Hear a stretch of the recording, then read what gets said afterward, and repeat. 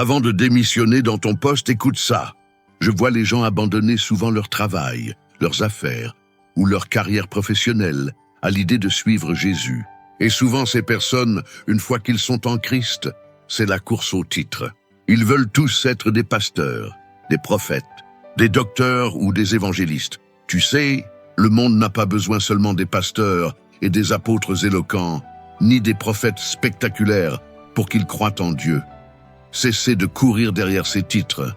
Le monde a besoin d'hommes et de femmes qui reflètent la nature divine de Dieu, l'amour, la joie, la compassion et l'obéissance. Jésus était puissant sur la terre, non pas parce qu'il chassait les démons ou qu'il guérissait les malades. D'ailleurs, il n'avait pas de titre de rabbin, mais il traînait de foule derrière lui. Pourquoi?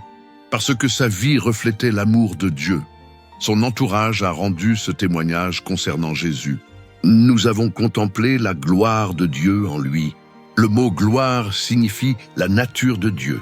Pour venir nous sauver, Jésus est venu non en tant que Dieu, mais plutôt comme un homme. Pourquoi penses-tu qu'il faut avoir l'appellation pasteur, apôtre, prophète ou évangéliste pour que les gens croient à ton message? Ne sais-tu pas que Dieu a aussi besoin de chauffeurs de taxi, de maçons, de techniciens du bâtiment, de militaires, de médecins, de coiffeuses, d'ouvriers, d'hommes et de femmes d'affaires, de plombiers, d'électriciens, de femmes de ménage, de juges, de magistrats, de sportifs et bien d'autres encore? C'est pour cela qu'il leur a donné des compétences, afin qu'ils brillent dans leur domaine et témoignent avec efficacité de l'amour et de la bonté de Dieu envers les hommes. Lorsque le monde verra ton amour et ton obéissance envers Dieu dans ton domaine d'activité, il recevra plus facilement ton message. Je te prodigue un conseil d'ami, avant de quitter ton emploi, sois sûr et certain que c'est Dieu qui t'a dit de quitter ce travail pour témoigner efficacement son amour. Retenez ceci, Jésus n'avait choisi que 12 disciples pour marcher à ses côtés. Les autres, il les a renvoyés à leurs activités afin qu'ils témoignent de l'amour de Dieu là où ils étaient. Si tu es vendeuse, coiffeuse ou artisan, tes clients doivent voir l'amour de Dieu à travers toi. En Israël, seule la tribu de Lévi, à l'époque de Moïse, était mise à part et n'était pas soumise aux mêmes obligations de travail que les autres. Je termine par te dire ceci. Le travail est un monde. J'insiste, le travail est un monde. Pour sauver ceux qui sont dans le monde de travail, Dieu enverrait ses fils travailleurs. L'école, l'université sont deux mondes, pour sauver ceux qui sont là-bas par sa parole. Dieu enverrait ses étudiants, ses professeurs. On ne sauve pas les gens en les évitant, mais plutôt en allant vers eux.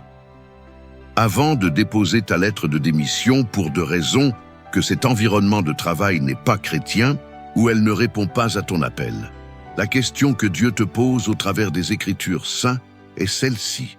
Comment ces gens que tu fuis invoqueront celui en qui ils n'ont pas cru? Et comment croiront-ils en celui dont ils n'ont jamais entendu parler? Comment ces personnes en entendront-ils parler de Jésus si personne ne l'annonce? Et comment y aura-t-il des messagers s'ils ne sont pas envoyés?